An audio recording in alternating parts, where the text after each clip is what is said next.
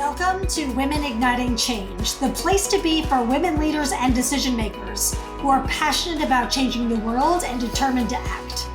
I'm your host, Robbin Jorgensen, former corporate executive, global speaker, and founder and CEO of Women Igniting Change. Let's dive in. Hello, everyone. Welcome to the very first episode of the Women Igniting Change podcast. I'm Robbin Jorgensen, your host, and I'm thrilled that you're joining me here today.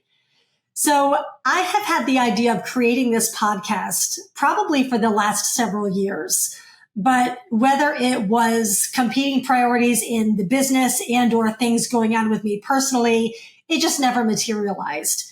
And I believe that everything happens for a reason. And given the nature of social justice and social impact challenges that we're facing as a country and as a world, this is the perfect time to launch this podcast.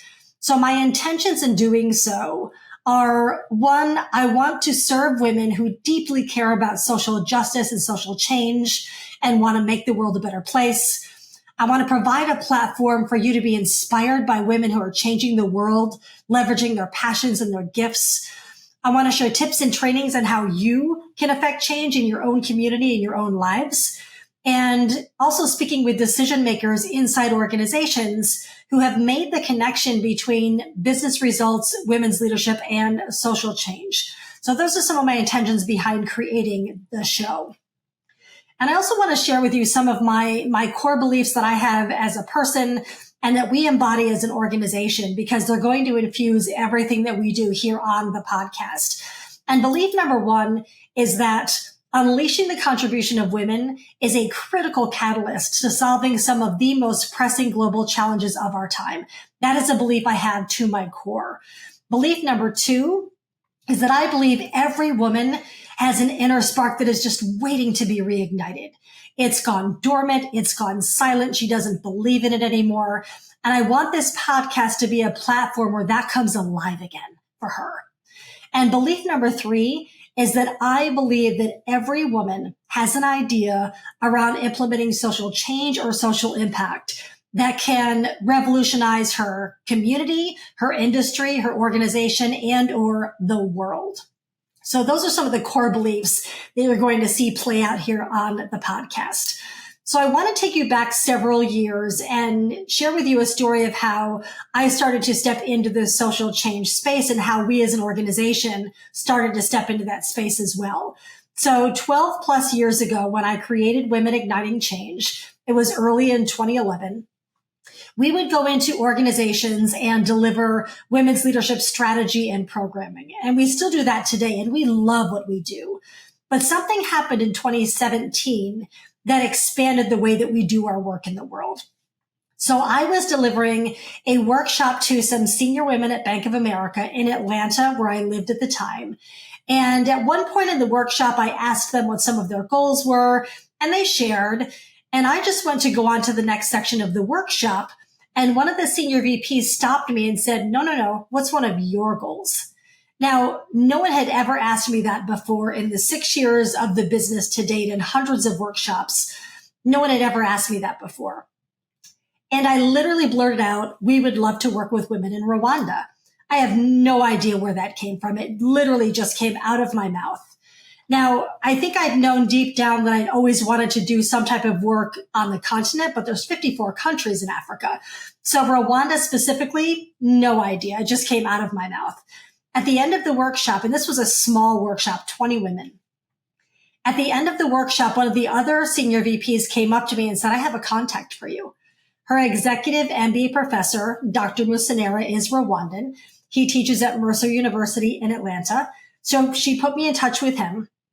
And he and I met in April of 2017, had an amazing conversation.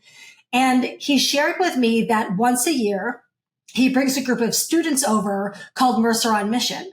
And they work with this amazing group of women called the Vega Agahozo. And they are the widows of the genocide against the Tutsi from 1994 and helping them with leadership and business and marketing skills. And he said to me, we're going over in June. You're welcome to join us. So I'm like, done. I'm so excited. Thank you so much. This is amazing. Here was the challenge. They were leaving Atlanta June 1st. and going to Africa for a couple of weeks like normal humans. And I had committed to a speaking engagement here in Albany, New York, where I now live and where I'm from, on June 7th. And of course I had to honor that commitment and wanted to. But I also knew I was meant to go to Rwanda. So in speaking with colleagues and friends, everyone said to me, Robbin, you don't just go to Africa for a couple of days. That's insane. That's crazy. But I knew I was supposed to go. So I did. So we left Atlanta June 1st. It was a Thursday night. We got there Friday night. It's 24 hours to get there. I was in the country 3 days, Saturday, Sunday, and Monday. I left Monday night. I flew straight up to Albany, New York. I landed Tuesday night and I spoke Wednesday morning. That's how much I knew I was meant to go. And I share that story with you because we all have those moments in our lives where we have to make a decision that doesn't always make sense to the outside world and might seem a little nuts, but inside you know it's something that you are meant to do. And through this podcast, I want to invite you to pay attention to those whispers a little bit more, especially around social justice and social change ideas and ways that you want to affect change. I want you to start paying attention to those whispers and take action when you hear them and when they show up. So after that initial trip in 2017, we went back in under our own brand, Women Igniting Change, still working with Avega Agahozo. These women are the most extraordinary humans I have ever had the privilege and honor to know and to work with. I just adore these women. So still working with Avega Agahozo. And then we started to expand in working with the Gender Monitoring Office, the Ministry of Gender, the Akila Institute, which is the only all-women's college in Rwanda, and just started expanding our footprint in the country. And then from there, we wanted to find a way to expand the solutions that we provide to organizations, leveraging social impact. So as I mentioned earlier, creating that intersection of business results, women's leadership, and social impact. And that's been a joy to see that evolve and continue to grow as well. So part 2 to the Rwanda story, fast forward a couple of years, it was now like 2019. I was literally standing in my bathroom, putting on mascara, and I hear another voice in my head that says, you need to build an economic empowerment center for women in Rwanda. And I literally started to cry. And I'm like, okay, I have no idea how the heck we're going to do this, but let's go.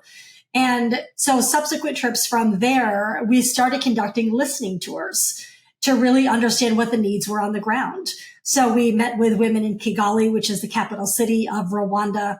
We met with women in the rural areas to understand what their needs were, continued to meet with government officials and entities to really get what we call a voice of the system, to understand what those needs were and how a center like this could help address those challenges. So we had put together a 5-year action plan, our strategy, budgeting, rendering of the center, all of the things. And I was in the country February 28th of 2020, signing the MOU with the Ministry of Gender to build this center, and the world closed. And I hadn't been back to Rwanda in 3 years during the pandemic. I just went back in July last month. The world changed for all of us in those 3 years. And the way in which that we wanted to serve the women initially through that Economic Empowerment Center, I wanted to go back in July when I was just there a few weeks ago to understand what's changed, what's the same, what has shifted in the midst of the global pandemic, and what does it look like now, and how did that vision change, not only for them, but also for me. So in the midst of the global pandemic, I became a grandmother. I have 2 beautiful, amazing grandchildren who are the absolute joy and light of my life. And they're a priority for me. Now, still serving women in the developing world, that's also a priority, but it's going to look a little bit different than the vision I had 3 years ago. And I share that story with you because I want you to know that any social impact idea that you have, give it permission and breathing room to grow, evolve, and change as you do. Because if you have a commitment to affecting change in some capacity, that doesn't end. But the way in which you go about doing that probably does. And that's okay. So it doesn't have to look just one way. So that's how we started to expand our social impact journey and footprint. And through this podcast, we have amazing interviews that we've already done that will be coming out in the next several weeks of just extraordinary women who are regular people like you and I, who saw a need, had a passion, stumbled through it, and put amazing things out into the world. So you're going to hear from them.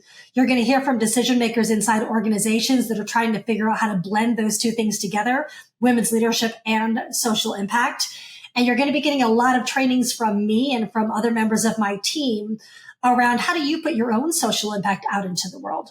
So I'm really thrilled that you're joining us on this journey. I cannot wait to get started, and we will see you back here for episode number 2 very shortly. Take care, everybody. Thank you so much for listening to Women Igniting Change. I know creating change matters to you. If you enjoy what we talk about on the show, please take one action today and share it with someone who could benefit from listening. Until next time, keep standing up and speaking out for what matters.